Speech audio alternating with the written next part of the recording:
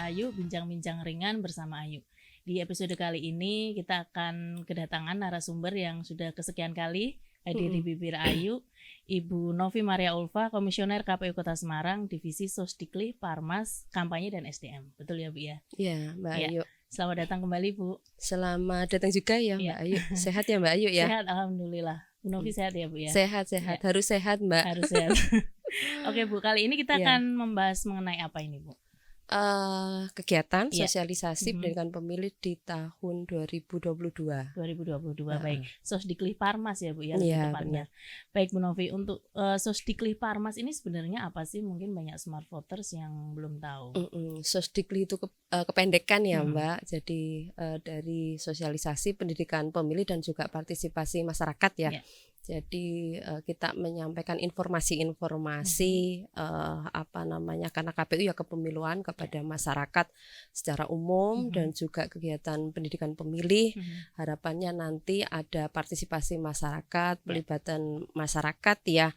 Tidak hanya datang ke TPS tapi lebih luas lagi, pelibatan masyarakat menjadi penyelenggara itu juga termasuk bagian daripada partisipasi pemilih. Nah, harapannya kita menyampaikan sosialisasi pendidikan pemilih secara terus-menerus. Harapannya nanti juga ada partisipasi masyarakat yang itu lebih baik, ada upaya kesadaran, membangun kesadaran kepada mereka supaya mereka lebih tahu, mereka kemudian terlibat.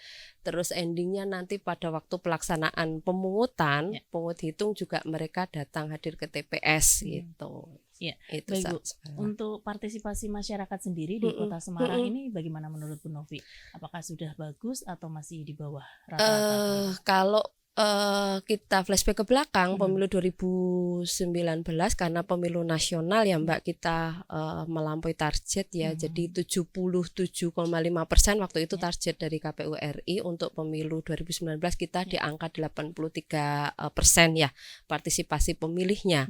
Nah ini kan di atas 80 itu kan sudah bagus. Tapi memang untuk pelaksanaan pemilihan kepala daerah di tahun 2020 kemarin ketika pandemi itu kita di bawah 70 ya, di angka 68, tapi sudah paling tinggi sepanjang gelaran pilkada di Kota Semarang. Nah ini barangkali nanti yang perlu didorong lagi supaya bisa lebih baik lagi gitu. Berarti yang pilkada sama pemilu nasional beda ya Bu Beda. partisipasinya? Kenapa itu Bu? Kenapa yang pilkada itu lebih rendah?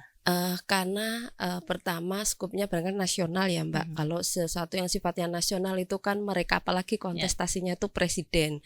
Jadi ketika berbicara pemilihan presiden itu pasti lebih tinggi dan itu lebih tinggi dari jenis pemilihan apapun, bahkan di atasnya legislatif dan juga kepala daerah. Nah kalau kepala daerah memang kita sampai sejauh ini itu masih paling tinggi di angka 68% ya. Nah ini kan karena kontestasinya di tingkatan lokal ataupun di daerah itu, jadi kita harus nanti banyak upaya yang cukup keras supaya bisa melampaui target ya di angka, kalau kemarin itu kan di angka 77,5. Nah semoga nanti bisa mencapai di angka itu gitu. Baik Bu, untuk Sosdikli Parmas sendiri di tahun 2022 ini di Kota Semarang sudah dilaksanakan juga ya tahapannya ya Bu ya? Iya, kalau walaupun kegiatan Sosdiklinya kita jalan Mbak sepanjang waktu ya gitu. Nah kemarin di tahun 2022 diawali pelaksanaan virtual election short course ya. Jadi kita kemarin sudah ada gelombang yang ketiga ya, di bulan Januari sudah kita laksanakan. Karena ini kan kegiatan yang sifatnya berbasis virtual ya, jadi kita buka untuk peserta tidak hanya di KTP Kota Semarang tapi juga seluruh Indonesia gitu. Kemarin kita sudah buka di tahun 2020 ya, untuk gelombang yang pertama, terus 2021 gelombang yang kedua.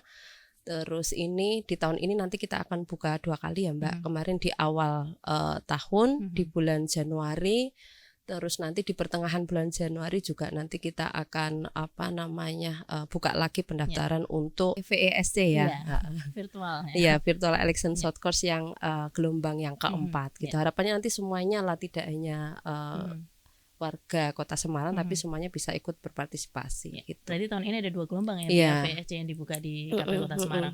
Baik, untuk smart voter semua yang ingin berpartisipasi dalam VESC Virtual Election Short Course di KPU Kota Semarang dapat mengikuti perkembangan beritanya, mungkin kapan dibuka pendaftarannya di semua kanal sosial media KPU Kota Semarang, di Instagram, Facebook, Twitter maupun YouTube.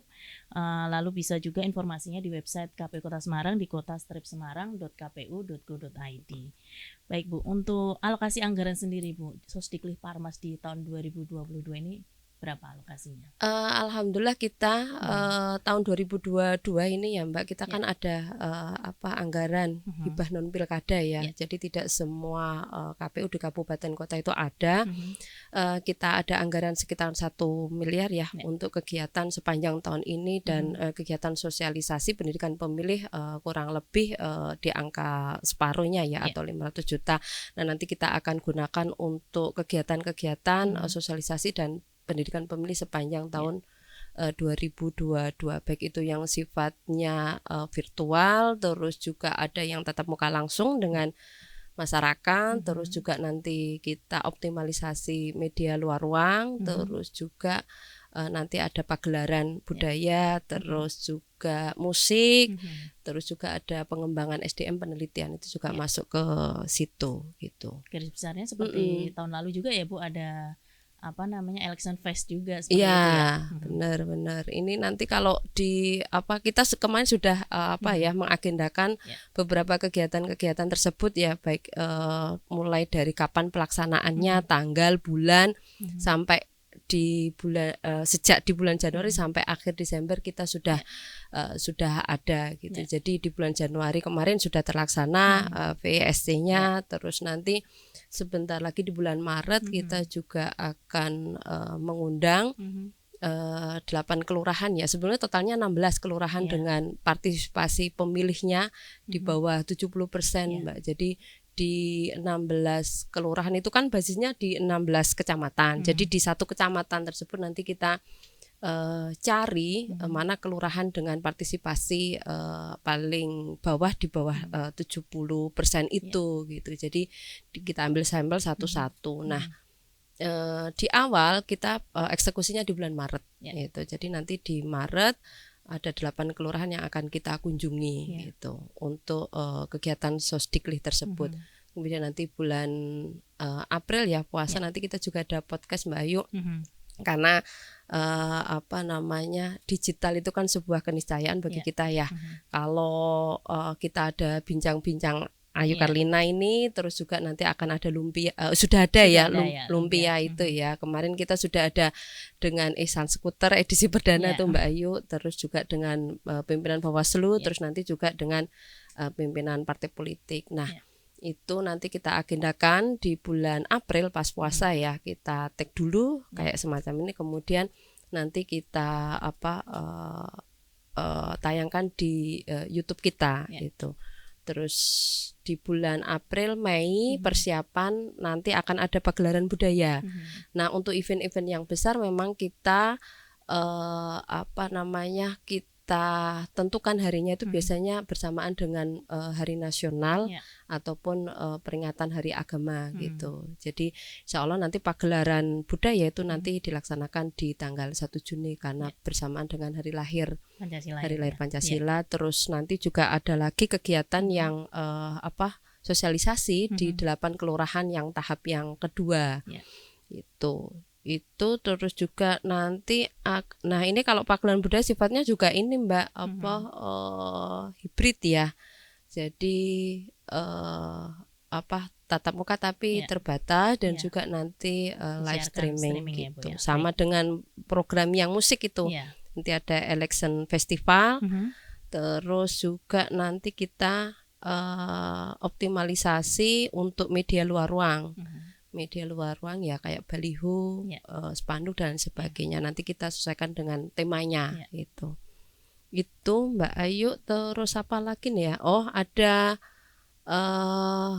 kegiatan untuk kelurahan peduli pemilu dan pemilihan ya. Itu nanti ada 4 kelurahan yang akan kita kunjungi juga dengan beberapa basis yang berbeda-beda. Ada kelurahan dengan kategori rawan konflik, terus juga rawan bencana dan lainnya. Itu untuk peduli pemilu tadi sebenarnya sudah pernah dilaksanakan oleh KPU lain ya Bu, sepertinya itu ya. Iya, karena itu kan DP3 ya istilahnya ya, Desa Peduli Pemilu dan Pemilihan. Memang ini program KPU RI masih baru ya Mbak, baru dilaksanakan tahun kemarin, tahun 2021. Di Jawa Tengah itu kan baru 2 desa yang dijadikan sampel. Nah ini nanti tahun 2022 mau di kalau kemarin sih pilot projectnya setelah ini 2 jalan, terus nanti pelaksanaannya ada di tiap masing-masing kabupaten kota. Tapi kita tunggu saja nanti juknisnya dari KPU RI seperti apa, apakah nanti akan dilaksanakan atau tidak. Tapi seenggaknya kita sudah ada persiapan pemetaan terhadap beberapa kelurahan ya, karena di kita itu kan bukan desa ya, tapi kelurahan gitu. Bahkan ibu kota provinsi ya Bu ya, Mbak Ayu. Lebih luas. Ya, Baik Bu, menarik sekali tadi yang podcast tadi. Jadi di KPU Kota Semarang akan ada podcast juga selain Bibir Ayu, ada Lumpia, Lapak Diskusi Pemilu dan Pemilihan. Smart Voters juga bisa menyaksikan di kanal YouTube KPU Kota Semarang dengan host para komisioner KPU Kota Semarang ya Bu. Benar Mbak Ayu. Dan bintang tamu stakeholder terkait. Baik Bu. Kemudian nih Bu, pelaksanaan Sosdikli Parmas yang terdekat di bulan ini tadi ini ya sosialisasi ya Bu ya, iya, partisipasi di 8 kelurahan ya 8 kelurahan yang di bawah 70%. Itu berarti tatap muka ya Bu ya? Ya, tatap muka dan terbatas ya. Artinya tidak semuanya warga di kelurahan tersebut kita undang ya, tapi barangkali Toga ataupun Thomas di kelurahan tersebut kita undang, kita hadirkan gitu. Ya diskusi lah Mbak, karena memang kalau kita di kelurahan itu kan nanti bertemu dengan masyarakat, itu kita biasanya ada dinamika tersendiri, mereka akan menyampaikan persoalan-persoalan di bawah, baik itu regulasi maupun pas pelaksanaan kepemiluan gitu. Nah di situ kan kemudian kita bisa menyampaikan informasi-informasi terkait dengan hal tersebut gitu. Baik Bu, untuk ini sendiri Bu, pengelolaan informasi nih di KPU Kota Semarang sendiri itu bagaimana Bu? Ya. Pengelolaan informasi kita websitenya aktif ya. Selain website itu juga ada JDIH ya. Jadi website pemberitaan. Jadi setiap event apapun, baik itu kegiatan yang sifatnya rutin, rapat koordinasi internal maupun eksternal, kita diundang dan sebagainya, itu selalu pemberitaan kita berikan, kita sajikan kepada masyarakat umum. Bahkan setelah website, terus juga kanal YouTube kita, terus juga sosial media KPU Kota Semarang juga kita aktif ya di situ. Nah karena memang ada timnya ya terkait dengan hal itu gitu. Jadi ada yang bertugas untuk bikin berita, ada yang bertugas untuk dokumentasi dan lain sebagainya. Ini kan sebagai salah satu tanggung jawab kita sebagai lembaga publik untuk memberikan informasi yang benar dan akurat kepada masyarakat ataupun pemilih dalam hal ini. Jadi memang sudah kita berikan kepada masyarakat umum supaya mereka tahu kegiatannya di KPU Kota Semarang itu apa saja, bisa mengikuti dari situ gitu. Berarti dari sosial media maupun di website bisa ada komunikasi imbal balik ya Bu dengan masyarakat. Intinya kalau zaman dulu kan ada kotak saran gitu ya Bu ya. Kalau sekarang pakai sosial media. Jadi Smart Voters yang ingin menyampaikan aspirasinya mungkin ya Bu ya, bisa melalui sosial media di KPU Kota Semarang maupun di website KPU Kota Semarang. Nanti akan ada admin yang membalas gitu ya Bu ya. Bahkan tidak hanya itu Mbak, beberapa mahasiswa entah itu levelnya S1, S2 kadang kan mencari informasi terkait dengan hasil-hasil pemilu ataupun pemilihan. Itu biasanya untuk penelitian ataupun untuk tugas akhir mereka juga biasanya minta data ke kita. Jadi suruh bikin surat permohonan, data apa yang diperlukan, atau barangkali wawancara terkait dengan tema skripsi mereka gitu. Kebanyakan memang mahasiswa S1 sih ya untuk penyelesaian skripsi terkait dengan pemilu, hasil-hasil pemilu gitu Mbak Ayu. Baik Bu, Mm-mm. untuk ini perbedaannya sendiri Bu antara Mm-mm. program Sosdiklik Parmas di tahun 2022 ini dengan tahun-tahun sebelumnya ini ada nggak Bu Oh iya. perbedaan formulanya begitu? Hampir sama ya Mbak, Mhm. karena di 2 tahun ini juga kita masih pandemi ya, Ya. pandemi COVID-19. Mhm. Jadi kegiatannya platformnya hampir sama. Mhm. Kita ada tatap muka, tetapi terbatas. Mhm. Kemudian kita live streaming kan, jadi Ya. modelnya hibrid Ya. gitu. Nah, itu jadi secara platform media itu Mhm. ada pengembangan ke situ, Ya. terus juga untuk frekuensinya jumlahnya Mhm. Mbak itu juga jika di tahun 2021 itu Mhm. apa namanya satu atau dua kegiatan, Mhm. nanti kita perbanyak di tahun Ya. 2022 karena memang ini belum masuk tahapan, jadi kita masih punya banyak waktu untuk apa namanya memaksimalkan kegiatan-kegiatan Mhm. sosialisasi dan juga Ya. pendidikan pemilih di tahun 2022. Mhm. Jadi kayak tadi kegiatan yang sifatnya tatap muka tapi juga luring dan juga daring. Ya. Ini juga kalau seperti sosialisasi Mhm. dengan kelurahan di bawah 70% di Mhm. masing-masing kecamatan kelurahan, Ya. itu kemarin kan kita laksanakan cuma 6 kelurahan ya, Mhm. tetapi di tahun ini nanti kita kembangkan Mhm. di masing-masing kecamatan gitu. Ya. Jadi lebih ke pengembangan itu Berarti gitu. lebih variatif di tahun 2022 ini ya Bu ya, Benar Mbak untuk Ayu. mendongkrak partisipasi pemilih tentu Iya. saja tujuan utamanya.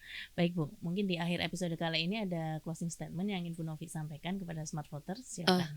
iya, jadi sosialisasi dan juga pendidikan pemilih endingnya nanti adalah pelibatan masyarakat ataupun partisipasi Mhm. pemilih itu satu rangkaian ya. Jadi kita membangun kesadaran kepada pemilih, memberikan informasi pengetahuan terkait dengan informasi kepemiluan kepada masyarakat dengan harapan masyarakat itu terbangun pemahaman secara lebih baik. Kemudian ada upaya pelibatan masyarakat di event-event kepemiluan itu, dan juga harapan yang terakhir Mhm. ini nanti di pelaksanaan pemungutan Ya. di TPS itu supaya masyarakat juga hadir ke TPS Mhm. menggunakan hak pilihnya, karena Ya. memang pemilihan presiden maupun wakil presiden dan sampai kepala Mhm. daerah itu kan tidak setiap tahun ada. Event ini hanya 5 tahun sekali, jadi sayang kalau tidak untuk digunakan. Ya. Itu Mbak Ayu. Kalau bukan kita siapa lagi ya Bu yang akan memilih Benar. calon pemimpin di masa depan. Iya. Baik, terima kasih Bu Novi Mm-mm. atas waktunya untuk berbincang-bincang di episode kali ini.